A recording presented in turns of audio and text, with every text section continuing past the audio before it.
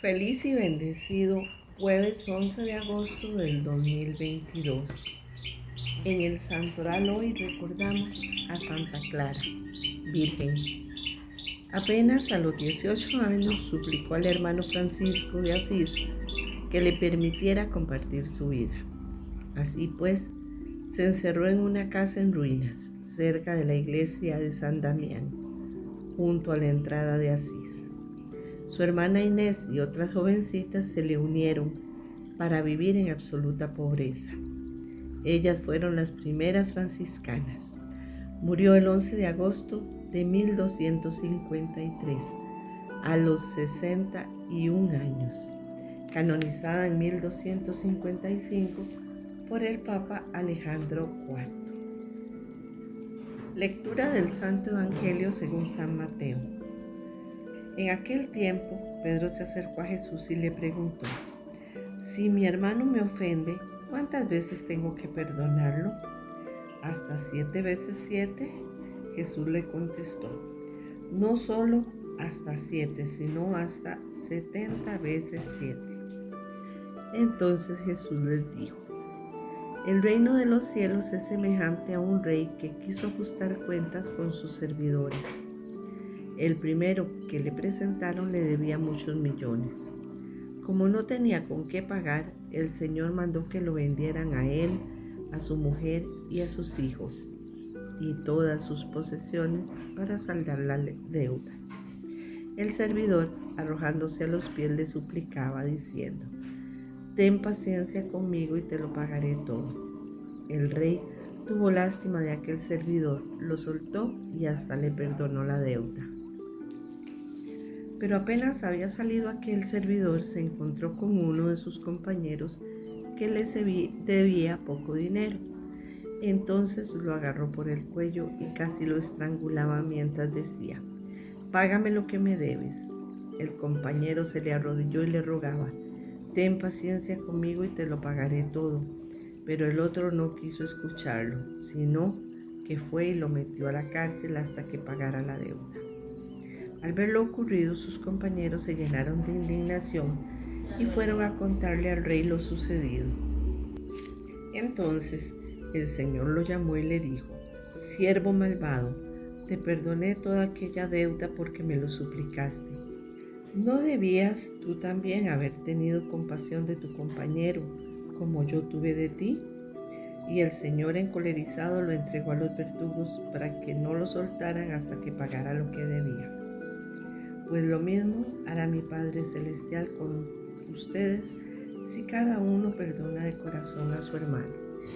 Cuando Jesús terminó de hablar, salió de Galilea y fue a la región de Judea, que queda al otro lado del Jordán. Palabra del Señor. Nos cuesta mucho perdonar y romper el círculo vicioso del odio y de la venganza.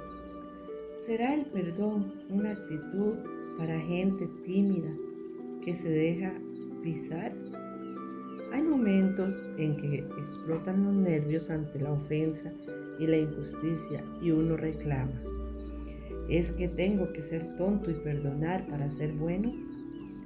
Y nos tienta el hacer una demostración de fuerza ante el insulto, la calumnia y el atropello. Lo más normal y también lo más fácil es vengarse cuando uno puede, o al menos guardar rencor a la expectativa. La venganza es el placer del ofendido y el odio rencoroso el único haber seguro del más débil. Lo difícil, lo que demuestra fortaleza, magnanimidad de espíritu, madurez humana y cristiana, no es vengarse, esto lo hace cualquiera, sino perdonar y romper la espiral de la violencia mediante el amor sincero y reconciliador. ¿Qué es indecible del placer de la revancha? Más sublime es la experiencia de perdonar y ser perdonado. Necesitamos experimentar el perdón que sentimos, amados, liberados, rehabilitados como seres humanos, como personas capaces de reconstrucción y de convivencia en el amor. La táctica habitual en la sociedad es marginar a los tarados y encarcelar a los delincuentes. Pero la táctica evangélica es más humana, porque el perdón regenera a la persona.